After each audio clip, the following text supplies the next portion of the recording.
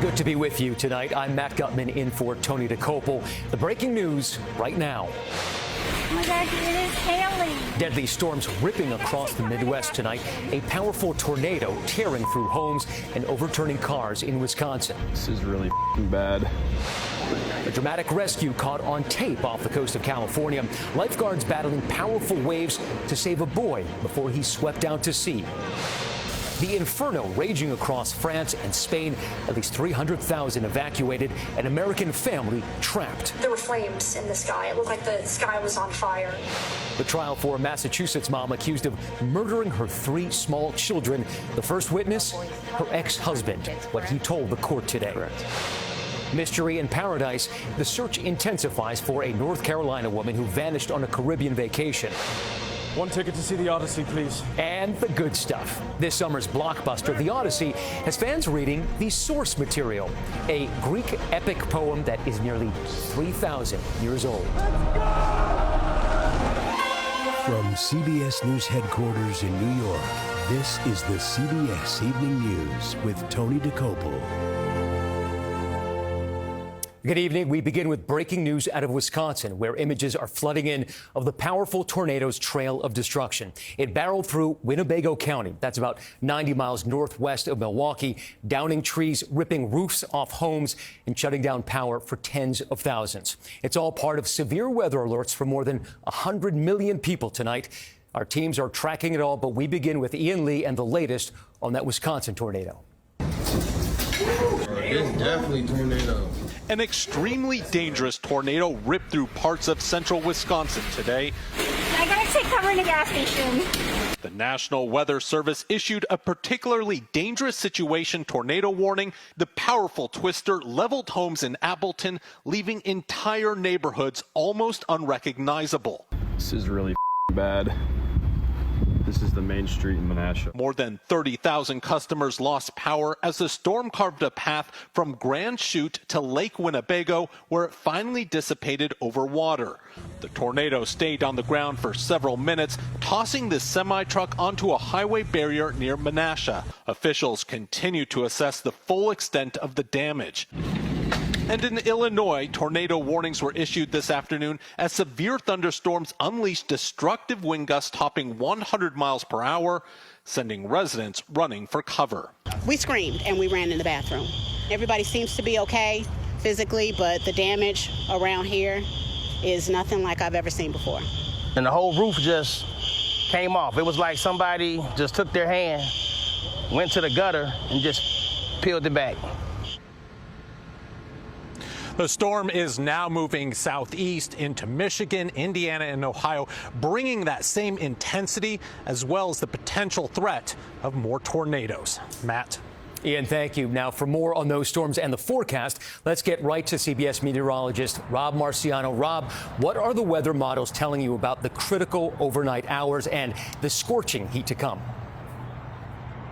Well, the heat's going to last a couple days there, Matt, and those storms are going to last a few more hours and then refire tomorrow. We got a severe storm just across the Hudson here that's about to hit the upper Manhattan. One of many warnings that are out right now. We've got several a tornado warning in eastern Illinois and several severe thunderstorm warnings across Indiana. So that cluster will be moving through Indianapolis, Dayton, Ohio, Cincinnati, then diminishing after midnight, then refiring during the day tomorrow. The Carolinas, I-95 tomorrow afternoon, tomorrow evening, another mess for travel on the ground and in the air, and very dangerous, damaging winds, large hail, an isolated tornado possible. That part of the system hangs around a couple of days with heavy rain. So please probably see some flash flooding across much of the Northeast, including New England.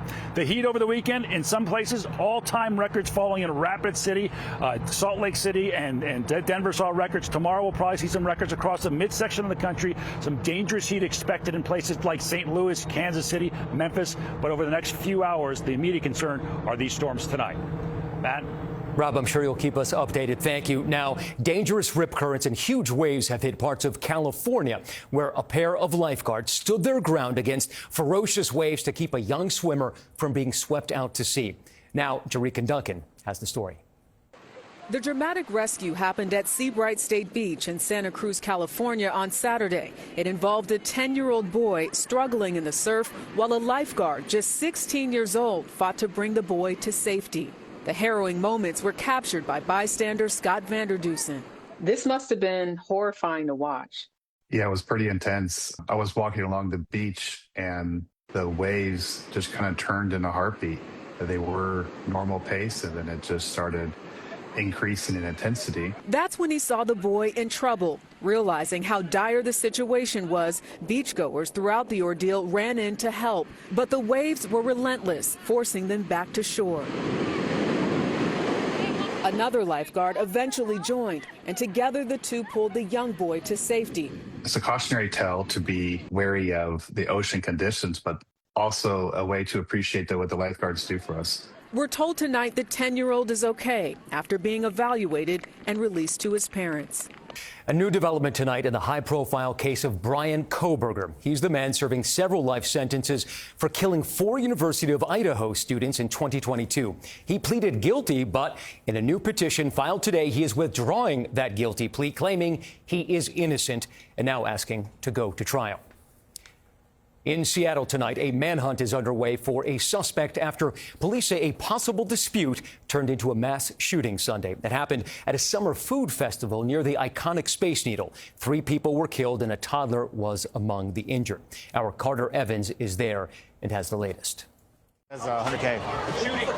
Shooting? Oh.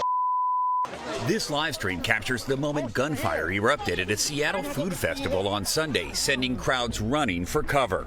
Anyone have a small child tourniquet size? 2 men, ages 19 and 44, died at the scene, and a 56-year-old woman died at a nearby hospital. At least 4 others were wounded, including a toddler with non-life-threatening injuries. So it was like, brah, and then it was like, bop, bop, bop, bop.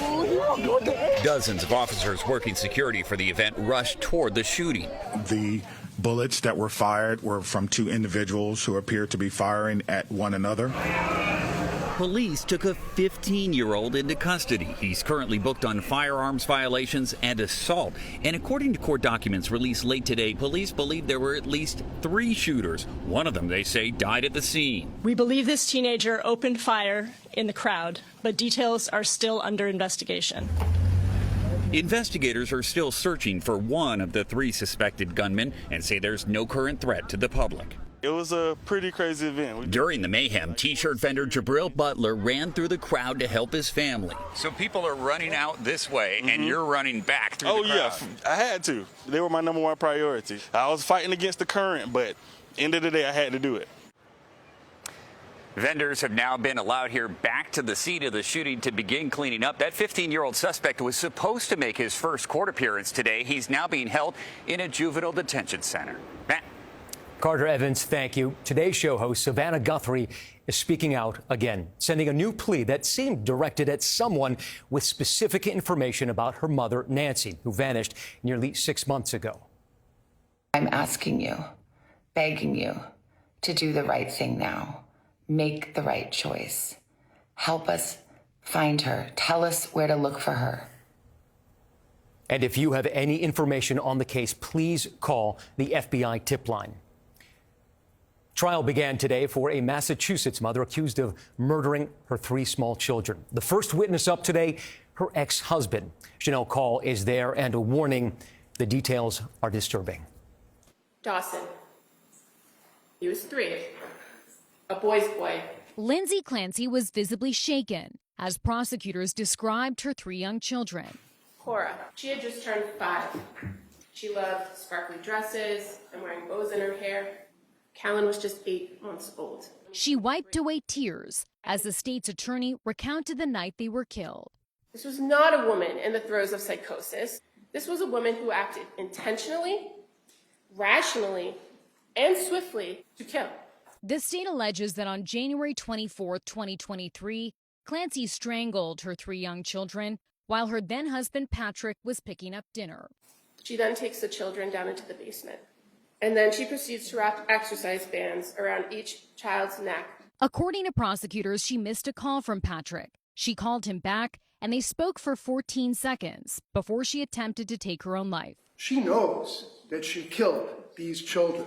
Clancy's defense attorney today told jurors about her history of mental illness, including her struggle with a rare disorder called postpartum psychosis.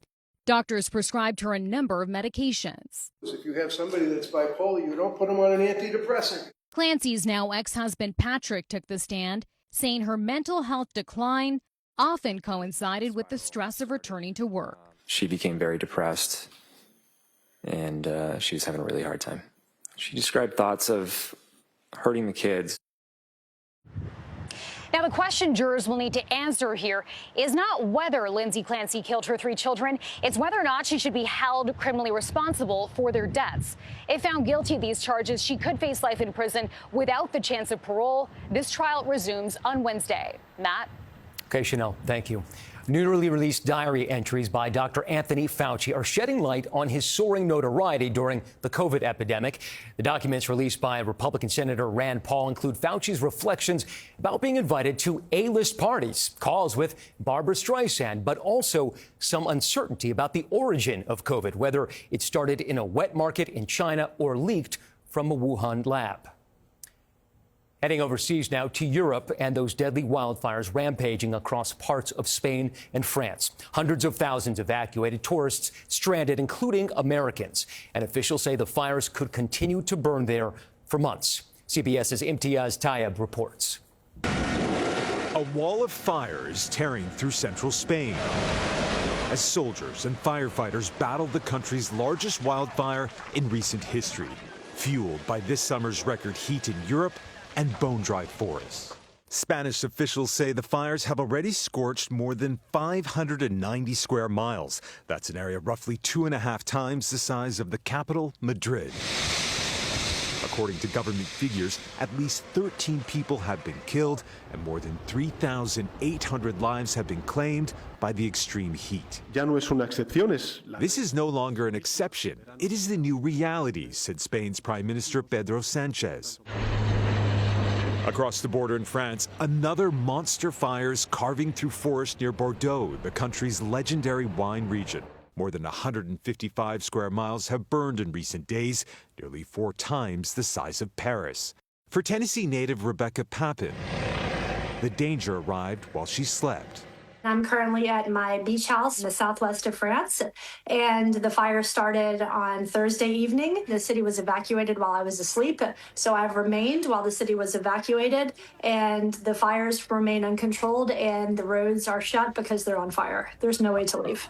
And tonight, more than 300,000 people have been evacuated across France and Spain, with temperatures forecast to climb even higher. European officials are now warning they could still be fighting flames until well into November.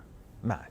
Imtiaz Tayeb, thank you. Just stunning images out of Europe. Now, breaking news tonight about former President Joe Biden. Today, roughly 70 hours of recordings of an interview he did with a ghostwriter in 2017 before he was president were released over Biden's objections. Senior White House correspondent Weijia Jiang joins me. Weijia, what do these tapes tell us? Well, Matt, the newly released audio shows that in 2017, when former President Biden was writing a memoir, he told his ghostwriter on several occasions that he had classified documents in his possession. Biden can be heard saying, "I just found all the classified stuff downstairs," in reference to volumes of notes Biden kept in his home. He also said, "Some of this may be classified, so be careful." Biden, who fought for years to keep these recordings private, would later publicly criticize President Trump for his handling of classified documents. We asked a spokesman for Biden for a comment about the new tapes, but he said they don't have one. Matt. Weijia, thank you. Coming up next, the latest on the search for a North Carolina mom who vanished on vacation in the Caribbean, what she was doing just before she disappeared.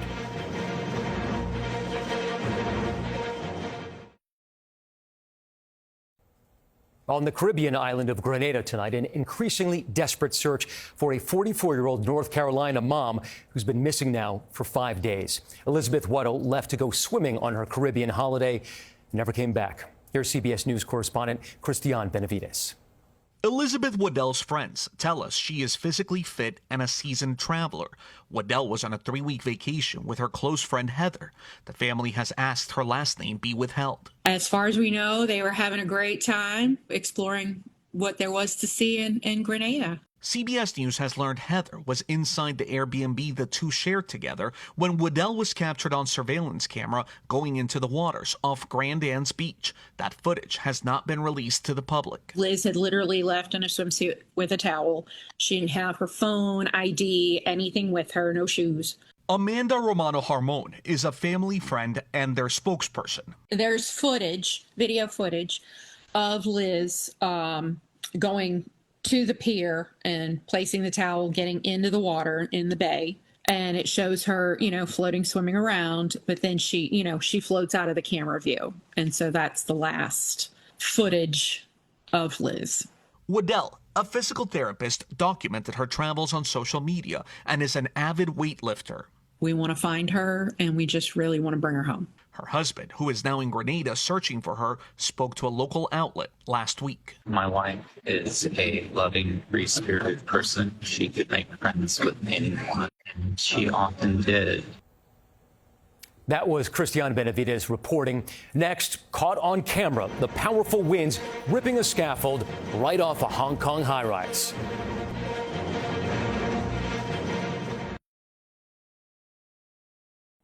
The strongest typhoon to hit China this year wreaked havoc in Hong Kong. Wind tore the scaffold from this high-rise. Incredibly, no one was hurt in the collapse, but the storm left 21 people injured across Hong Kong. Coming up, the good stuff. How a Hollywood blockbuster put a 2,700-year-old Greek poet on the bestseller list.